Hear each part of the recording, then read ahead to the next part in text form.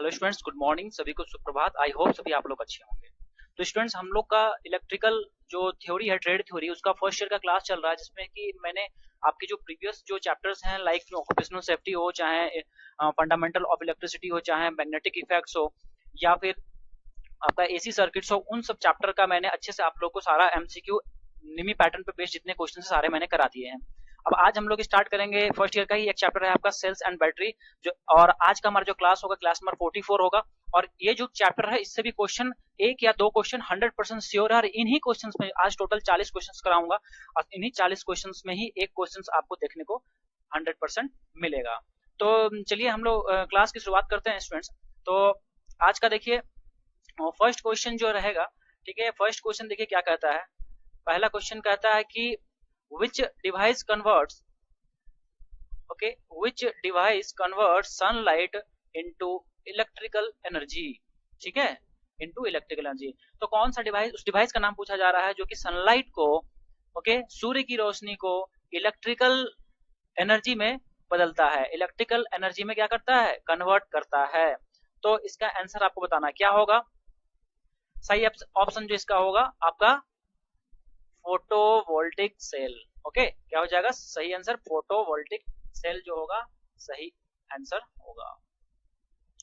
तो चलिए मैं इसको आंसर को जो है ब्लू मार्क से करूंगा, और जो क्वेश्चन है उसको रीड करूंगा रेड वाले से, ठीक है, ताकि आप लोग को थोड़ा समझने में इन चीजों को बेहतर हो। आइए क्वेश्चन नंबर 2 देखते हैं क्या है। तो क्वेश्चन नंबर 1 क्या हो गया हमारा, क्वेश्चन नंबर 1 का आंसर हो गया आपका photovoltaic cell. Okay, photovoltaic cell. Question number 2 देखते हैं। Which law is used for secondary cell box, ठीक है। आपका जो सेकेंडरी सेल्स जो होते हैं, दो तरह के सेल होते हैं, एक प्राइमरी और एक secondary.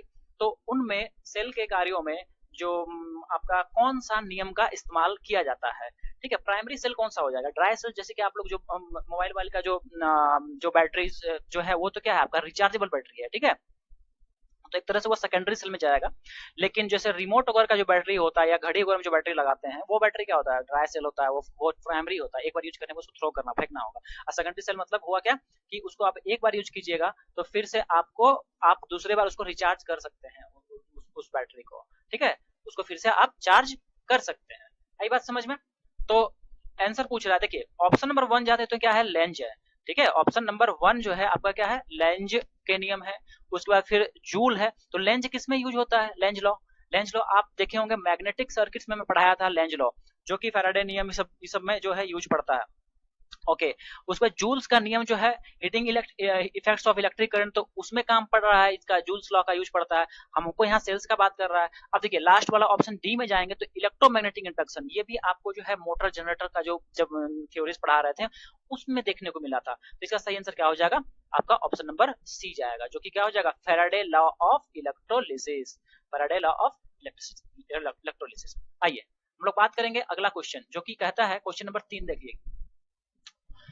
What is the formula to calculate the mass deposited during electrolysis? तो क्या हो गया क्वेश्चन, क्वेश्चन कहता है कि आपको भाई बताना है कि विद्युत हम विद्युत अपघटन के दौरान एकत्रित द्रव्यमान की गणना करने का सूत्र पूछा जा रहा है।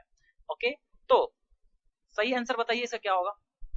देखिए मास जो निकाला जाता है, जो मास जो मेटल का, ठीक है, इलेक्ट्रोलिसिस के दौरान जो जमा होता है, ओके, तो द्रव्यमान जो निकाला जाता है उसको किस प्रमाण से निकाला जाता है। तो ऑप्शन नंबर जो है आपका बी जो होगा आपका राइट आंसर होगा। अब बी क्या होगा, m is equal to Z, याद रखिएगा, m इक्वल टू क्या हो जाएगा, जेट, ZIT। ओके, ये हो जाएगा और ग्राम में होगा, ठीक। चलिए ये समझ गए आप लोग। अब हम लोग देखते हैं क्वेश्चन नंबर 4 पे। क्वेश्चन नंबर 4 क्या कहता है, how the capacity of battery is specified, battery की क्षमता कैसे बताई जाती है, कैसे बताते हैं हम, बताइए बैटरी की जो क्षमता है वो आप कैसे बताइएगा। जाहिर सी बात है कि जो आप जैसे बैटरी और भी खरीदते होंगे तो आप लोग देखे होंगे कि आप लोग जो है दुकान वाला बोलता है कि एम्पियर आवर, AH, ठीक है, एम्पियर आवर जिसका ज्यादा होगा वही क्या होगा, उसका कैपेसिटी अच्छा खासा माना जाता है। तो क्या हो जाएगा, एम्पियर आवर। आंसर कौन सा गया आपका, आंसर जो हो गया डी ऑप्शन। आई बात समझ में? चलिए क्वेश्चन नंबर 5 पे आते हैं। क्वेश्चन नंबर 5 देखिए क्या कहता है, what is the name of defect that bending of plates in secondary cell. कह रहा है उस दोष का नाम बताइए, ठीक है, जिस कारण से द्वितीयक सेल में प्लेट मुड़ जाती है। तो सही आंसर इसका बताइए क्या होगा, दोष का नाम पूछा गया है, ठीक है, दोष क्या होता है, तो इसका याद रखिएगा, इसका आंसर जो होगा आपका बकलिंग हो जाएगा। क्या हो जाएगा, बकलिंग। ठीक, आइए पढ़ेंगे नेक्स्ट क्वेश्चन, क्वेश्चन नंबर जो कि है आपका 7 है। ओके, तो क्वेश्चन नंबर 7 देखिए, समझते हैं इसको हम लोग। हाँ, क्या है भाई question, what is the unit of electric charge. Electric charge का इकाई पूछा गया है। आपको जो मेरा क्लास था फर्स्ट ईयर का, जो आपका इलेक्ट्रिकल बेसिक ऑफ इलेक्ट्रिसिटी जो पढ़ाया था, उसमें पूरा एकदम इतना बताया है इन सब चीज को कि मतलब कि वर्णन भी नहीं है इसका। ठीक है, तो क्या हो जाएगा, ऑप्शन नंबर डी, कूलम होता है किसका, इलेक्ट्रिक चार्ज। अब मान लेते हैं बात करेंगे वोल्टेज, वोल्ट किसका होता है, तो वोल्टेज का होता है। यदि बात करेंगे वाट, तो किसका होता है, पावर का होता है। एम्पियर किसका होता है, करंट का होता है। आया समझ में, बहुत अच्छे। आइए question number 7, what is the output voltage of lithium cell. अब लिथियम सेल का आपसे आउटपुट वोल्टेज पूछा गया है, तो लिथियम सेल का आउटपुट वोल्टेज बताइए क्या हो जाएगा, लिथियम सेल का आउटपुट वोल्टेज। ऑप्शन जो इसका सही जाएगा हो जाएगा 2.5 वोल्ट। 2.5 वोल्ट आपका आउटपुट वोल्टेज होगा। ओके ना। चलिए क्वेश्चन नंबर बात करेंगे हम लोग 8 का। तो क्वेश्चन नंबर 8 देखिए क्या कहता है, what is the method of charging if the battery is to be charged for short duration at higher rate।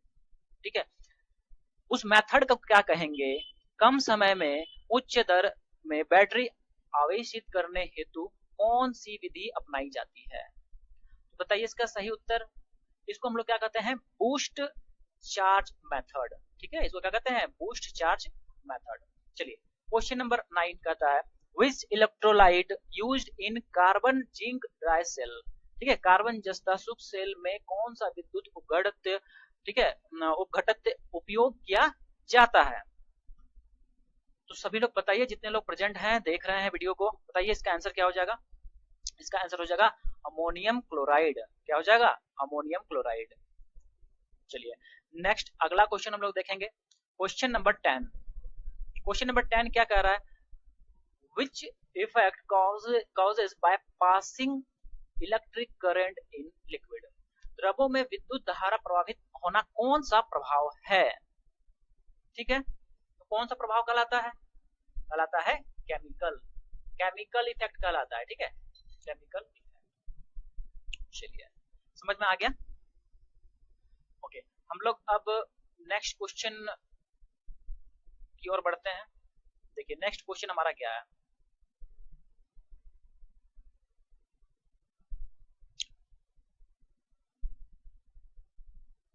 अच्छा हाँ, नेक्स्ट देखिए 11 नंबर।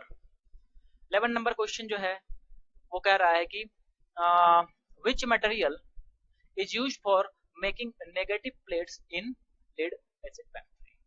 ओके, तो कौन सा मटेरियल का यूज किया जाता है नेगेटिव प्लेट बनाने के लिए लीड एसिड बैटरी में। ठीक है, सीसा अम्ल बैटरी में ऋणात्मक प्लेट बनाने हेतु कौन सा पदार्थ प्रयोग में लिया जाता है, बताइए।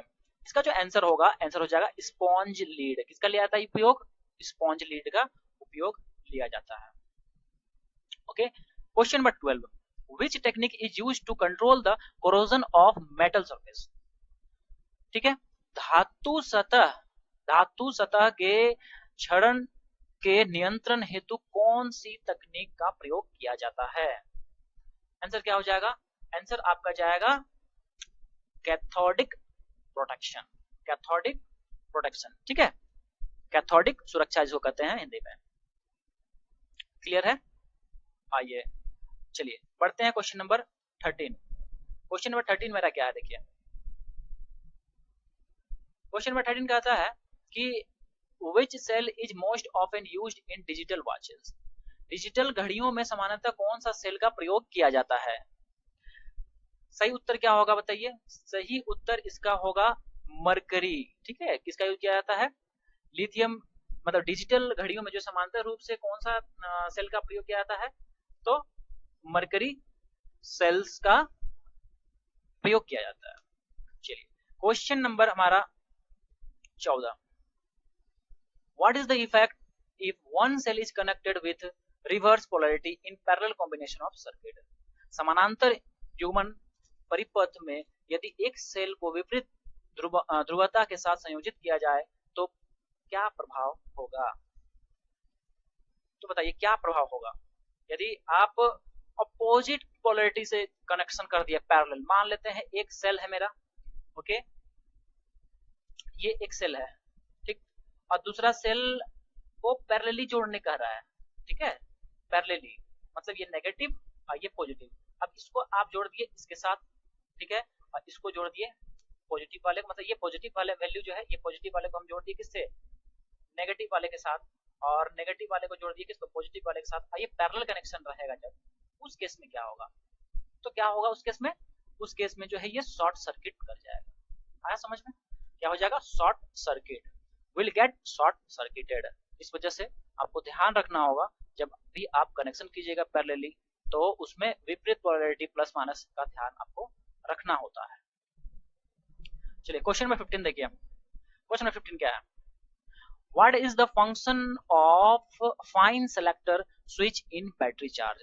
बैटरी आवेशक में फाइन सेलेक्टर स्विच का क्या कार्य होता है। ठीक है, तो देखिए यहाँ पे जो है इसका आंसर क्या होता है कि सिलेक्शन ऑफ करंट रेटिंग। किस लिए यूज किया जाता है फाइन सेलेक्टर का, स्विच जो सेलेक्टर होता है, सेलेक्टर स्विच का इस्तेमाल क्या किस लिए होता है, सिलेक्शन ऑफ करंट रेटिंग, ठीक है, धारा रेटिंग का चुनाव हेतु प्रयोग में हम लोग लाते हैं किसको, आपका जो फाइन सेलेक्टर स्विच जो होता है उसका उपयोग लाते हैं। चलिए क्वेश्चन नंबर 16 देखिए, क्वेश्चन नंबर 16 क्या है हमारा, what is the effect on output power with respect to temperature in solar cell. सौर सेल में तापमान के संदर्भ में निर्गत शक्ति का क्या प्रभाव होगा। तो ऑप्शन है देखिए, no effect on change in temperature, कोई चेंज नहीं होगा, इंक्रीज होगा टेम्परेचर के साथ, उसमें डिक्रीज होगा टेम्परेचर के साथ, या decrease with decrease in temperature, decrease होगा और टेम्परेचर के डिक्रीज होने से, ठीक है। तो समझ में आया क्या इसका आंसर होगा, सही बताइए आप लोग, सही आंसर बताइए। इसका जो राइट आंसर होगा ये होगा आपका decrease with decrease in temperature, मतलब तापमान में कमी के साथ कमी होगी, ठीक है।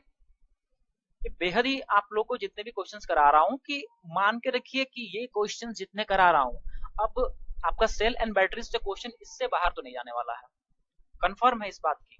चलिए देखिए अब क्वेश्चन नंबर 17 है, what purpose the hydrometer is used during charging of battery. Hydrometer का उपयोग क्या होता है बैटरी में आवेशन के समय, ठीक है।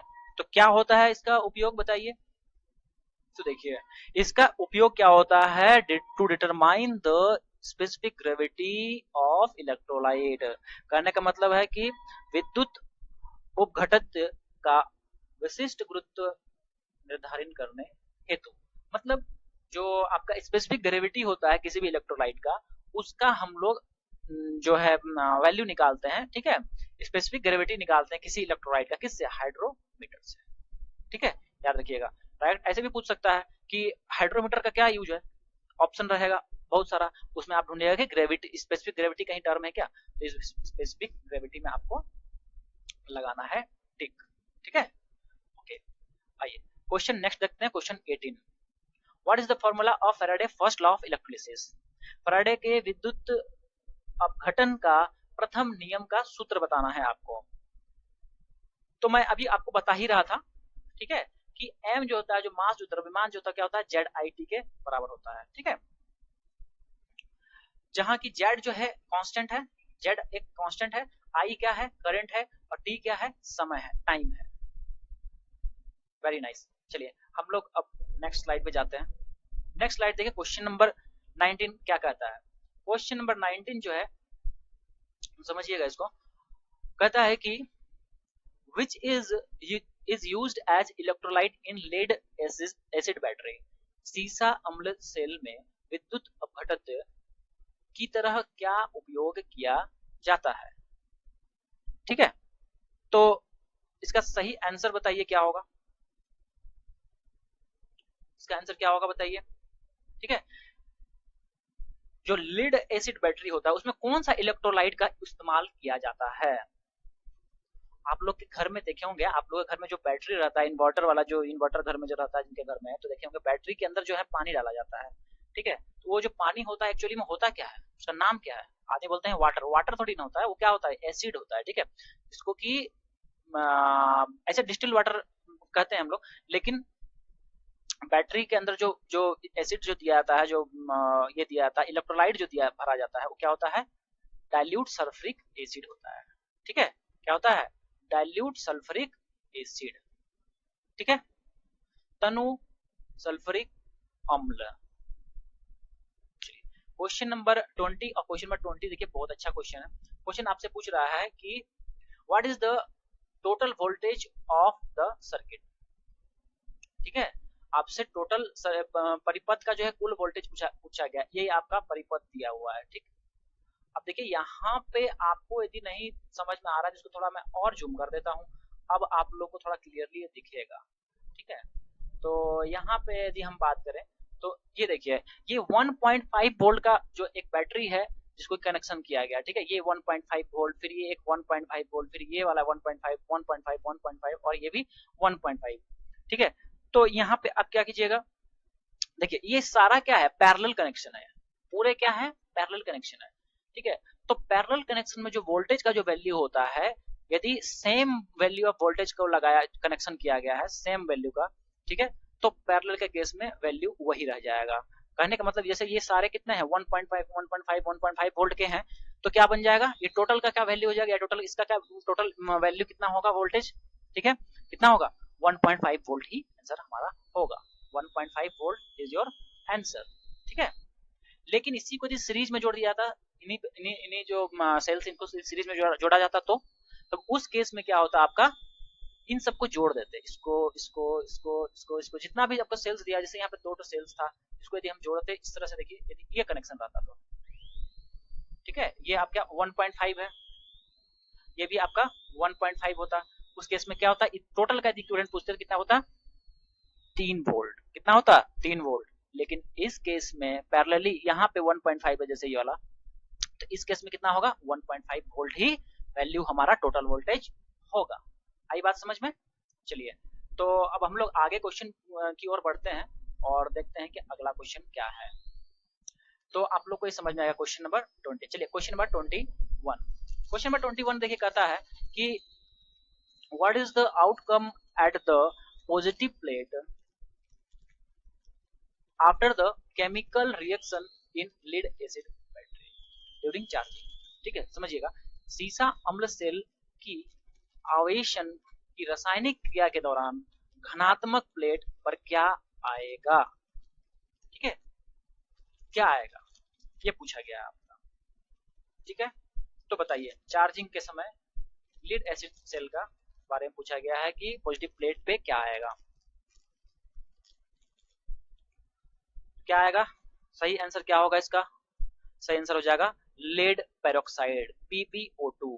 क्या होगा, लेड पेरोक्साइड।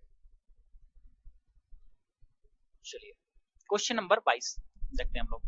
क्वेश्चन नंबर 22 कहता है कि why the went plug is kept open during charging of battery. Battery के आवेशन के दौरान वेंट प्लग का खुला क्यों रखा जाता है। तो बताइए इसका सही आंसर क्या हो जाएगा। इसलिए खुला रखा जाता है ताकि गैसों को स्वतंत्रता पूर्वक बाहर निकलने हेतु, ठीक है, to escape the gas freely. ठीक है, इस वजह से उसको खुला रखा जाता है। बैटरी में देखे होंगे आप लोग, जो है ऊपर जो ढक्कन होता है उसको खोल देते हैं, इसलिए खोल देते हैं ताकि जो गैस जो उसमें जो बनेगा, वो जो रिएक्शन होता है, जो केमिकल रिएक्शन, उससे जो गैस जो अवशोषित होगा, वो गैस को क्या होगा, ताकि वो गैस जो है बाहर निकल सके। ठीक है, चलिए क्वेश्चन नंबर 23 पे आएंगे। क्वेश्चन नंबर 23 देखिए क्या कह रहा है कि in which method the battery is charged at low current for long period. मतलब कौन सी विधि में बैटरी को कम धारा पर लंबे समय तक आवेशित किया जाता है? तो बताइए लंबे समय तक किस कौन से विधि में जो है बैटरी को कम धारा पर, लो करंट पर लंबे समय तक आवेशित आप कर पाइएगा, ठीक है, उसको लंबे समय तक चार्ज कर पाइएगा। सही आंसर बताइए सभी लोग, कमेंट बॉक्स में टाइप कीजिए। क्या होगा? Tackle charging method. क्या होगा इसका? Tackle charging method. आई बात समझ में? चलिए आइए अब हम लोग आगे देखते हैं क्वेश्चन नंबर 24। क्वेश्चन नंबर 24 जो है कहता है कि how the hard sulphation defect in lead acid battery can be rectified. सीसा अम्ल बैटरी में कठोर सल्फेशन दोष को कैसे जाना जा सकता है? ठीक है, तो इसका जो राइट आंसर होगा आपका क्या हो जाएगा? ऑप्शंस पढ़ लीजिए आप, ठीक है, बट इसका आंसर जो हो जाएगा आपका ऑप्शन नंबर सी, जो कि है recharging the battery for longer period eight low current. मतलब बैटरी को कम धारा से लंबे समय तक पुनः आवेशित करके, ठीक है, बैटरी को कम धारा से लंबे समय तक पुनः आवेशित करके। चलिए अब है question number 25। Which material is used as cathode, that means negative electrode in silver oxide method? ठीक है, सिल्वर ऑक्साइड बैटरी। कहने का मतलब क्या हुआ कि सिल्वर ऑक्साइड बैटरी में कौन सा पदार्थ कैथोड इलेक्ट्रोड की तरह उपयोग में लिया जाता है? ठीक है, सही आंसर बताइए इसका। इसका जो राइट आंसर होगा आपका हो जाएगा जस्ता। क्या कहते हैं जस्ता को? जिंक इंग्लिश में कहा जाता है ना। याद रखिए सब पॉइंट्स बहुत ही इंपॉर्टेंट है, ये सब आप लोग को ध्यान में रखना होगा। ओके, क्वेश्चन नंबर देखिए 26। अब देखिए इतना बड़ा चैप्टर है, उसमें से मात्र 40 क्वेश्चंस आपको ध्यान में रखने हैं, कोई बड़ी बात नहीं है, आप लोग इन चीजों को ध्यान में रख सकते हैं इजीली। और ना कि सिर्फ ये आपको आपके आईटीआई एग्जाम्स में हेल्प करेगा, जितने भी तरह के आपके कॉम्पिटिटिव लेवल के एग्जामिनेशन है, आईटीआई बेस्ड जितने भी एग्जाम्स हैं, ठीक है, चाहे आपका रेलवे का एएलपी का हो या फिर टेक्नीशियन का एग्जामिनेशन हो, ठीक है, चाहे इसरो, बेल, एनटीपीसी, चाहे किसी भी चीज का एग्जामिनेशन हो, उसमें आप लोग को टेक्निकल पूछा जाता है, तो इन्हीं सब क्वेश्चन से ही पूछे जाएंगे, क्योंकि ये जितने भी सारे स्टैंडर्ड क्वेश्चन है। चलिए, what is the electrochemical equivalent? ECE क्या होता है? किसका? सिल्वर का पूछा गया है। इलेक्ट्रोकेमिकल इक्विवेलेंट सिल्वर का पूछा गया है। चांदी का विद्युत रासायनिक तुल्यांक क्या होता है? ये वैल्यू आपसे पूछ दिया गया है। बताइए सभी लोग इसका आंसर फटाफट कमेंट बॉक्स में सबको टाइप कीजिए।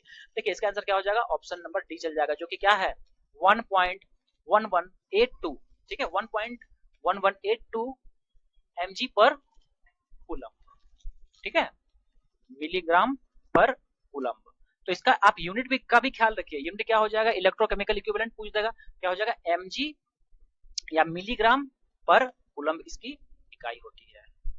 ओके, चलिए नेक्स्ट हम लोग अब आते हैं क्वेश्चन नंबर 27, जो कि क्या है देखते हैं। देखिए, what is the outcome of the chemical reaction that take place in negative plate of lead acid battery during discharging? Okay, निरावेशन की रासायनिक क्रिया के दौरान ऋणात्मक प्लेट पर क्या आएगा? तो आपको बताना है कि ऋणात्मक प्लेट जो है उस पर क्या आएगा। बताइए इसका सभी लोग आंसर। आंसर हो जाएगा लीड सल्फेट आएगा। क्या आ जाएगा? लीड सल्फेट या फिर PbSO4। PbSO4, very nice. चलिए क्वेश्चन नंबर 28 देखते हैं हम लोग। क्वेश्चन नंबर 28 क्या है समझ लीजिए। देखिए, what is the purpose of separator in lead acid battery? मतलब सीसा अम्ल बैटरी में विभाजक का क्या उद्देश्य है? ओके, तो क्या उद्देश्य होता है? देखिए, इसका उद्देश्य होता है कि धनात्मक एवं ऋणात्मक प्लेट के मध्य लघु पतन होने से रोकना, ठीक है, to avoid short in between positive and negative plates. दो प्लेट्स होते हैं पॉजिटिव और नेगेटिव, तो उन दोनों के बीच शॉर्ट सर्किट नहीं हो जाए, इस वजह से जो है किसका दिया जाता है? लीड एसिड बैटरी में जो है सेपरेटर्स डाले जाते हैं, ठीक, ताकि वो जो है एक दूसरे से नेगेटिव और पॉजिटिव प्लेट शॉर्ट नहीं कर जाए, इस वजह से सेपरेटर्स का इस्तेमाल किया जाता है। अगला बात करेंगे क्वेश्चन नंबर 29। देखिए क्वेश्चन नंबर 29 क्या है, which instrument is used to measure the specific gravity of electrolyte in lead acid battery। ठीक है, सीसा अम्ल बैटरी का विशिष्ट घनत्व मापने हेतु कौन सा उपकरण का उपयोग कीजिएगा, बताइए। अभी अभी आप लोग को मैंने ये क्वेश्चन इस तरह का कराया था, क्या था आंसर, हाइड्रोमीटर। ठीक है, थोड़ा घुमा के पूछा है। ठीक है, उसमें क्या पूछा है कि हाइड्रोमीटर का इस्तेमाल किसमें किया जाएगा, तो क्या उसमें बताए थे कि स्पेसिफिक ग्रेविटी मिले तो आंसर ठीक लगाना है। अब इस स्पेसिफिक ग्रेविटी क्वेश्चन में दे दिया और ऑप्शन में आपको दे दिया हाइड्रोमीटर, तो इसलिए कहते हैं कि यदि आप आंसर याद कर रहे हैं तो क्वेश्चन को जरूर याद कीजिएगा, ताकि उल्टा भी कन्वर्ट भी कर सकता है क्वेश्चन को। उस टाइम कहिएगा सर पढ़ाए नहीं, तो ऐसा नहीं है। आइए अगला क्वेश्चन देखते हैं, which type of inverter circuit, inverter परिपथ कौन सा है। अब देखते हैं यहाँ पे ऑप्शंस आपको मिल जाएंगे इन्वर्टर परिपथ का। देखिए इसमें आपको बताना है कि कौन सा इन्वर्टर परिपथ का है, कौन सा इन्वर्टर परिपथ है। तो देखिए ये क्या है हमारा, ये है SCR यूज्ड कन्वर्टर इन्वर्टर। ठीक है, SCR जिसमें यूज किया गया है सिलिकॉन कंट्रोल्ड रेक्टिफायर्स। ठीक है, सेमीकंडक्टर सिलिकॉन नहीं होगा, इसमें होगा सेमीकंडक्टर्स कंट्रोल्ड रेक्टिफायर, इसको कि SCR हम लोग कहते हैं। ठीक, तो ये जो आपका डायग्राम है वो किसका है, SCR यूज्ड इन्वर्टर्स का। ये जो देख रहे हैं ना ये आपका SCR है। ठीक है, ये SCR का यहाँ उपयोग किया जाता है। ये क्या है, इन्वर्टर का सर्किट है। इन्वर्टर क्या है, जैसे कि आप जो कि क्या करता है, इन्वर्टर का काम क्या है, रेक्टिफायर क्या करता है, AC टू DC करता है, लेकिन इन्वर्टर क्या करता है, DC टू AC करता है। बस इतना ही है इन्वर्टर का काम। ठीक, जैसे घर में आपका जब पावर कट होता है तो जो बैटरी आपका जो घर में होता है वो क्या है, DC होता है। इस बैटरी क्या DC फॉर्म है, तो उस DC में जो स्टोर चार्ज है DC करंट को फिर वो किसमें बदल देता है, AC में चेंज करके आपके घर में सप्लाई करता है इन्वर्टर का। बस यही तो फंक्शन है। तो इन्वर्टर याद रख लीजिएगा, इन्वर्टर का क्या है कार्य, to convert DC into AC। आइए क्वेश्चन नंबर 31 देखिए, what is the effect of buckling defect in a lead acid battery. सीसा अम्ल बैटरी में बकलिंग दोष का क्या प्रभाव पड़ता है, बताइए क्या प्रभाव पड़ता है। तो हो जाएगा इसका बेंडिंग ऑफ इलेक्ट्रोड्स। बकलिंग यदि होगा तो क्या हो जाएगा, आपका इलेक्ट्रोड्स जो है क्या हो जाएंगे, बेंड हो जाएंगे, मुड़ सकते हैं आपके, क्या इलेक्ट्रोड्स मुड़ सकते हैं। बकलिंग से क्वेश्चन स्टार्टिंग में भी करवाए थे। चलिए क्वेश्चन नंबर 32, और ये क्वेश्चन भी बहुत अच्छा क्वेश्चन है, कंसेप्चुअल क्वेश्चन है। टोटल आउटपुट वोल्टेज पूछा गया है सर्किट में। अब देखिए जो बात था वहां पे, ठीक है, तो वहां आप लोगों को मैं अभी थोड़ा देर पहले बता रहा था कंसेप्ट, क्या बता रहा था कि जो क्वेश्चन जो दिया हुआ था आप लोग का, ठीक है, पैरेलल सर्किट का क्वेश्चन दिया हुआ था। ठीक है, पैरेलली मतलब कि बैटरीज को कनेक्ट किया गया था। यहाँ देखिए बैटरी को किस में कनेक्ट किया गया है, यहाँ बैटरी को सीरीज में कनेक्शन किया गया है। ठीक, सीरीज में बैटरी का कनेक्शन किया गया, लेकिन यहाँ पे एक जो आपका यहाँ पे कनेक्शन जो है, ठीक है, देखिए एक तो यहाँ पे क्या किया गया, पॉजिटिव वाले को पॉजिटिव के साथ कनेक्शन किया गया है। ठीक है, जो मैं कह रहा था आप लोग को, कह रहा था ना कि आपको सेम पोलैरिटी में जो है इसको कनेक्शन करना होता है। फिर ये जो है नेगेटिव वाले को नेगेटिव के साथ यहाँ कनेक्शन किया गया है। ठीक है, तो ये एक्चुअली क्या है, हमारा सीरीज का सर्किट है, ये सीरीज सर्किट है। सीरीज में कनेक्शन किया गया है सेल्स को, बैटरी को सीरीज में कनेक्शन किया। बैटरी नहीं कहेंगे इसको, इंडिविजुअल जो होता है उसको हम लोग सेल कहते हैं। आइए जब ये तीन सेल जब मिल गए क्या बन जाएगा, बैटरी हो जाएगा। बैटरी और सेल्स में क्या डिफरेंस है, सेल जो होता है सिंगल यूनिट हो गया, और एक से ज्यादा इस सेल को यदि आप कंबाइन कर दिए तो वो बैटरी बन गया। यहाँ पे जो इस क्वेश्चन में मुझे पोलैरिटी पे डाउट है, इसका जो पोलैरिटी जो कनेक्शन जो किया है रॉन्ग कनेक्शन है यहाँ पे, क्योंकि सीरीज में कनेक्शन किया जा रहा है ना, तो सीरीज में इसको ऐसे करना चाहिए था। ठीक है, इसको इस प्रकार से कनेक्शन करना चाहिए था, यहाँ पे थोड़ा सा मिस्टेक है, आप लोग थोड़ा ध्यान दीजिएगा। ठीक है, और इसको फिर जो है यहाँ वोल्टेज सोर्स से जोड़ दिया है, तो ये अलग चीज हो गया। लेकिन पोलैरिटी की जहां तक बात है तो ये लाइक नेगेटिव है, तो और यहाँ ये पॉजिटिव है, फिर इस पॉजिटिव से फिर इस नेगेटिव को जोड़ना चाहिए था, इस तरह से कनेक्शन होना चाहिए था। ठीक है, इस तरह से कनेक्शन होना चाहिए। खैर कोई नहीं, यहाँ आप लोग थोड़ा सा ध्यान रखिएगा। और ऐसे तो ये सीरीज सर्किट ही है, सीरीज सेल्स का कॉम्बिनेशन है, तो तीनों को बस जोड़ दीजिए तो 1.5 कितना हो जाएगा, 3। अब 3 और 1.5 क्या हो जाएगा, 4.5। आंसर क्या लगेगा इसका, 4.5। ठीक, ये हो गया आपका 4.5, ये हो जाएगा। ठीक, यहाँ पे थोड़ा सा करेक्शन यही होगा कि ये इस तरह से करेक्शन हो जाएगा। चलिए पढ़ते हैं अगला क्वेश्चन, और अगला क्वेश्चन देखते हैं क्या है, 33 नंबर। तो समझिएगा इसको, which is used as positive electrode in dry cell। अब ड्राई सेल जो होता है, सूक्ष्म सेल होता है जो, उसमें धनात्मक इलेक्ट्रोड के रूप में क्या चीज का प्रयोग किया जाता है वो पूछा गया है। तो इसमें क्या उपयोग किया जाता है, कार्बन का इस्तेमाल किया जाता है। ठीक है, कार्बन का, याद रखिएगा किसका इस्तेमाल किया जाता है, कार्बन का। चलिए क्वेश्चन नंबर 34 क्या कहता है, देखिए, what happens to the terminal voltage of a cell if load increases. यदि भार बढ़ जाए तो सेलों के सिरों के वोल्टेज में क्या बदलाव होगा या क्या वैल्यू होगा उसका। ठीक है, ये पूछा गया है। यदि लोड इंक्रीज कर दिए तो टर्मिनल वोल्टेज में क्या असर पड़ेगा, ये आपसे क्वेश्चन पूछा गया है। तो क्या हो जाएगा, टर्मिनल वोल्टेज आपका डिक्रीज करने लगेगा। ठीक है, जाहिर सी बात है, उसका जो वैल्यू है धीरे धीरे क्या होने लगता है, कम होने लगता है, फिर उसको क्या करते हैं आप, चार्ज करते हैं। तो यही चीज है। क्वेश्चन नंबर 35 देखिए, समझिए क्वेश्चन क्या कहता है, how local action defect is prevented in voltage cell. ठीक है, वोल्टेज सेल में स्थानीय क्रिया दोष को कैसे रोका जाता है, बताइए कैसे रोक पाइएगा इसको, सभी लोग आंसर दीजिए। तो हो जाएगा इसका answer option number D, by amalgamating in the zinc plate. Amalgamating the zinc plate मतलब जस्ता प्लेट का अमलगम करके। ठीक है, ओके। चलिए क्वेश्चन नंबर 36,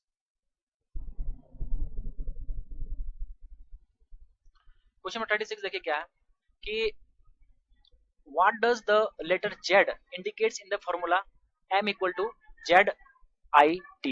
ठीक है, यहाँ पे m equal to Z by I T नहीं होगा, यहाँ पे हो जाएगा m equal to Z I T होगा। ठीक है, m equal to Z I T. इसमें जो z है वो क्या होता है, z को मैं तभी बता रहा था आप लोग को, क्या होता है कि एक कांस्टेंट कहते हैं जिसको कि ये क्या हो गया आपका ECE ऑफ इलेक्ट्रोलाइट।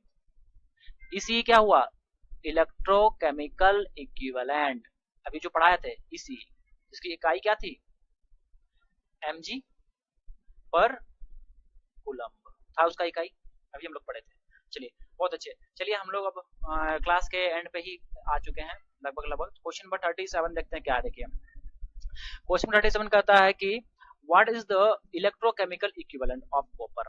ठीक है, कॉपर का इलेक्ट्रोकेमिकल इक्विवेलेंट पूछा गया है, तो बताइए इसका आंसर क्या होगा। इसका आंसर जो है आप लोग ध्यान में रखिएगा, इसको याद कर लीजिए, ये वैल्यू जो होता है कितना है 0.0329 mg पर कूलम जो होता है क्या, इलेक्ट्रोकेमिकल किसका होता है, कॉपर का होता है। चलिए क्वेश्चन नंबर हम लोग बात करते हैं क्वेश्चन नंबर 38 जो कि है which is the cause of buckling defect in lead acid battery। सीसा एसिड बैटरी में बकलिंग दोष का कारण कौन सा है। ठीक है, बकलिंग इफेक्ट का, तो क्या है बकलिंग इफेक्ट में आपका ओवर चार्जिंग जब आप लोग कर देते हैं तो उस टाइम में ये प्रॉब्लम आता है। क्या हो जाएगा, ओवर चार्जिंग और ओवर डिस्चार्जिंग करने के कारण, अति आवेशन या अति निरावेशन के कारण बकलिंग इफेक्ट आता है। ध्यान रखिए, क्वेश्चन बहुत अच्छा है ये वाला। क्वेश्चन नंबर 39 देखिए, which apparatus is used to check the charging condition of voltage in battery। मतलब बैटरी में वोल्टेज की चार्जिंग स्थिति की जांच करने के लिए किस उपकरण का उपयोग किया जाता है, बताइए सभी लोग। क्या हो जाएगा, हाई रेट डिस्चार्ज टेस्टर, मतलब उच्च दर निरावेशन टेस्टर का हम लोग इस्तेमाल करते हैं। ठीक, स्पेसिफिक ग्रेविटी की बात करते तो उस केस में हाइड्रोमीटर। ठीक है, और मल्टीमीटर क्या होता है, मल्टीमीटर एक ऐसा उपकरण होता है जो जिससे कि आप वोल्टेज भी नाप सकते हैं, करंट भी नाप सकते हैं, ठीक है, कंटिन्यूटी भी चेक कर सकते हैं, तो ये मल्टीपर्पस हो गया। उसके बाद वोल्ट मीटर क्या होता है, जिससे कि आप वोल्टेज नापिएगा। तो इसका सही आंसर क्या गया, इसका आंसर आपका जो हो गया ऑप्शन नंबर डी। ठीक है, हाई रेट डिस्चार्ज टेस्टर।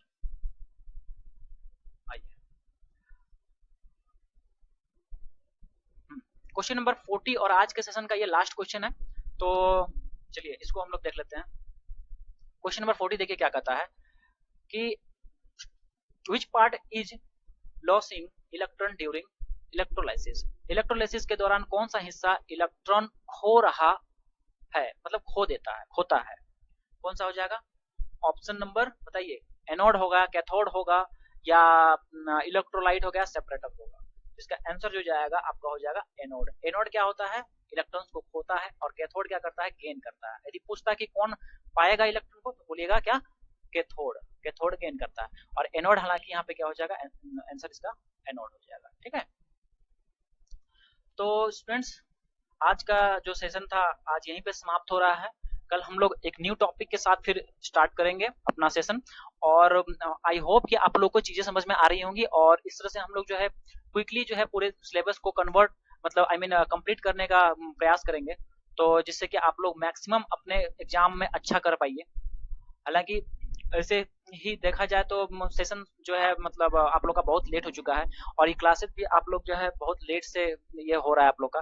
तो खैर कोई नहीं, जितना हो पाएगा हम लोग से उतना करेंगे, लेकिन जितना करेंगे उतना बेहतर करेंगे, और एग्जामिनेशन में आप लोग अच्छे से पास कीजिएगा, इस बात का मुझे पूरा अनुमान भी है और मुझे भरोसा भी है। तो चलिए आप लोग पढ़ाई वढ़ाई पे अपना इस तरह से ध्यान दीजिए, और कंटेंट्स आप लोग को अच्छा लगता है तो आप लोग जरूर अपने दोस्तों में जरूर शेयर कीजिए। और आईटीआई से जुड़ी आप लोग को बहुत सारी अपडेट्स मैं दे रहा हूँ, एडमिट कार्ड से रिलेटेड, चाहे अदर थिंग्स जितने भी हैं आपके एग्जाम सेंटर्स ये वो सारी चीज को लेकर, सीबीटी एग्जाम्स को लेकर के, तो उन सभी पे जो भी वीडियो आता है आप लोग जरूर उनको सुनिएगा। चैनल को सब्सक्राइब करने के साथ बेल आइकन जरूर प्रेस कीजिएगा, ताकि जो भी वीडियो आए तुरंत से आप लोग उसको देख पाइए, क्योंकि जितने भी अपडेट्स होते हैं वो अपडेट्स बेहद ही आपके लिए महत्वपूर्ण रहते हैं। तो चलिए स्टूडेंट फिर मिलते हैं कल के वीडियो में, और तब तक आप लोग स्वस्थ रहिए, अच्छे से पढ़ाई लिखाई कीजिए, और एक नए ऊर्जा के साथ हम लोग कल फिर मिलेंगे। तब तक के लिए थैंक यू सो मच।